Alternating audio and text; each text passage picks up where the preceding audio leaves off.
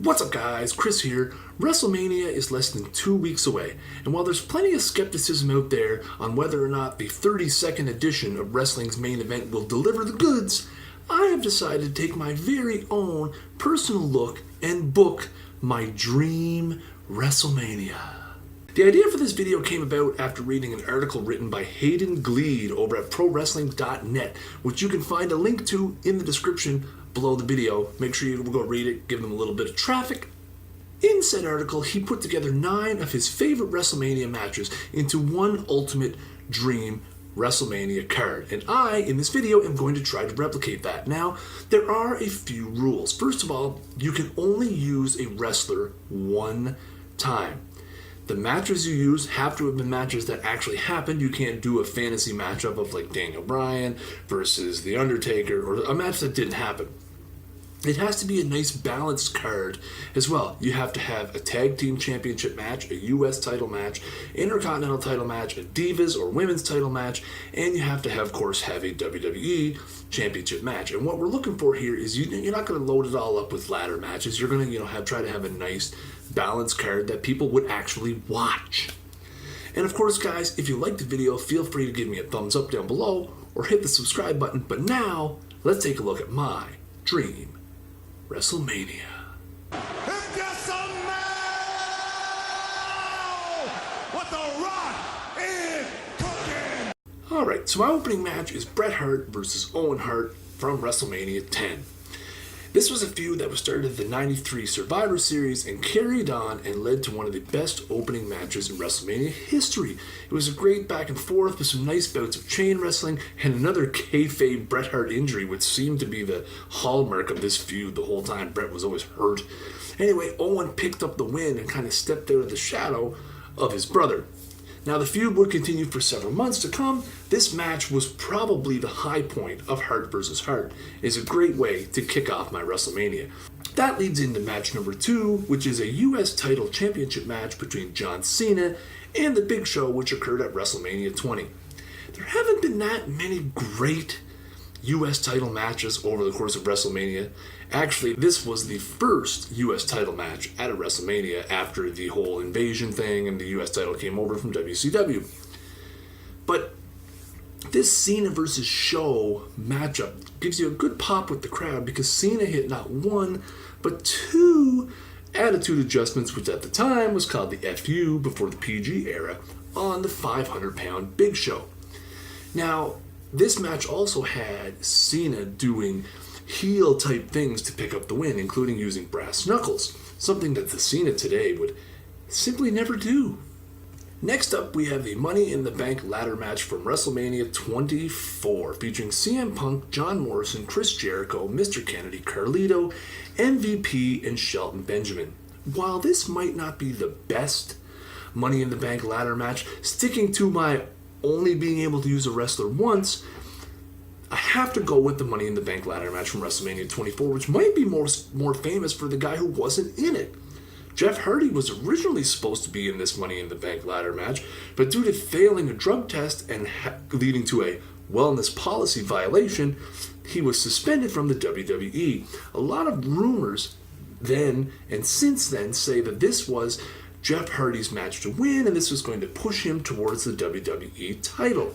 Well, that didn't happen. The recipient of the push instead?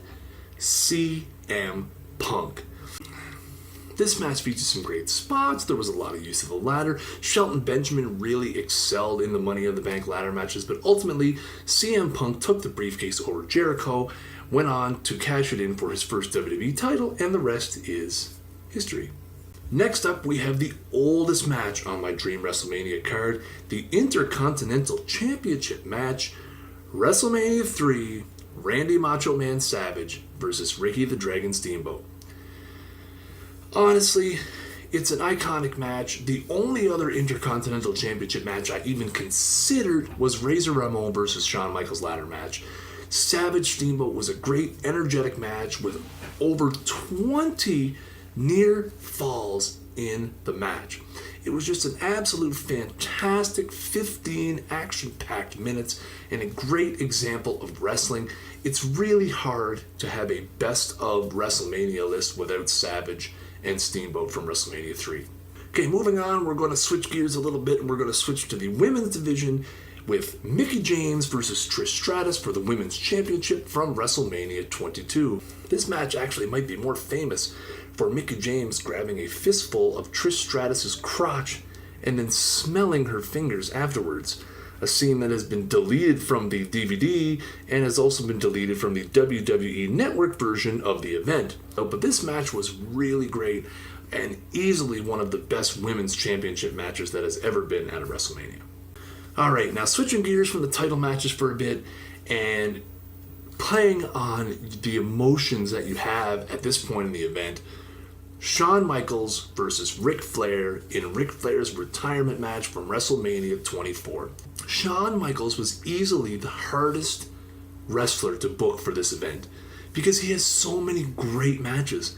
I had 5 or 6 Shawn Michaels WrestleMania possibilities on my short list as I was trying to put this together. But the one that fits the best into the event that I have is his match with Ric Flair. The lead up to this event was great. Shawn Michaels calling Ric Flair Old Yeller and Ric Flair cutting a kind of an old classic Ric Flair gets wound up promo on Shawn Michaels. While the match wasn't that great, when you see Shawn Michaels look at Ric Flair and say, mouth, I'm sorry, I love you, before he hits the 3rd sweet chin music and ends Ric Flair's career with the 1, 2, 3, you can't help but get emotional. Ric Flair was the 15-time world champion at the time. You know, it's just one of those moments that just sticks out in your mind in the history of WrestleMania. While it might not be Shawn's best work, it's probably his best performance. Switching gears back to the championship picture, we have tag team championship action. Edge and Christian versus the Dudleys versus the Hardyz in a 3-way tables, ladders, and chairs match from WrestleMania 17. This one was actually pretty easy to book. In the history of WrestleMania, the tag team championships have always been kind of a forgotten thing, and in most recent eras, they've actually switched to the WWE Network pre-show. This match was nothing short of fantastic. There are 3 iconic spots that all take place in this match. Jeff Hardy hitting the Swanton off the ladder, Edge jumping from the top of a ladder and spearing Jeff Hardy while he was hanging on to the titles that close to winning, and Rhino interfering in the match by pushing both Bubba Ray Dudley and Matt Hardy off a ladder into a 2x2 stack of tables that was at ringside. This was a fantastic match, simply epic.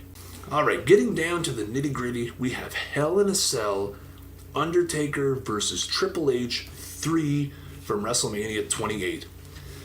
Now, this match was added to by the fact that they brought Jim Ross out to do guest commentary, something that has been reported over the years that Undertaker and Triple H both lobbied for backstage. This was a direct rematch from WrestleMania 27 and was the 3rd time, including WrestleMania 21, that these 2 legends hooked up on the grandest stage of them all. Shawn Michaels was also brought in to be the special guest referee for this match. This match had multiple kickouts from finishers, Michaels helping Triple H. The look on everyone's face when Michaels and Triple H hit the sweet chin music and the Undertaker kicks out is unbelievable. That moment was one of the most painfully long 2 counts in wrestling history when everybody thought the streak was over.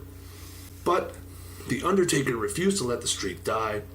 A suck it, a sledgehammer shot, and then an eventual tombstone for the win rightly sums up the best match at one of the best manias of the past decade. And last but not least, my Dream Wrestlemania's main event, The Rock versus Stone Cold Steve Austin from WrestleMania 17. This was the height of the Attitude Era. WWE's 2 biggest stars, main event of WrestleMania for the world title. Austin and The Rock put on a show, each hitting each other with stolen finishers, the mother of all heel turns when Austin hits The Rock 16 times with a chair. And then, while The Rock was incapacitated, Austin picks up the 1, 2, 3, stands up and shakes hands with Vince McMahon. Austin has actually said on his podcast in recent years that he should have canceled the heel turn and stunned McMahon at that moment. And I actually think that would have worked out better. The Rock was actually leaving in the next week to go shoot a movie, and there was really no reason for Austin to turn heel at that time other than it was unexpected and it created a lot of heat.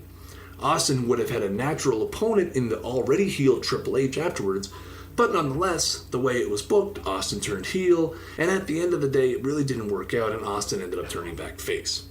Still, this is one of the best WrestleMania matches ever, maybe not necessarily because of the wrestling, but just because of the sheer buzz that this match created.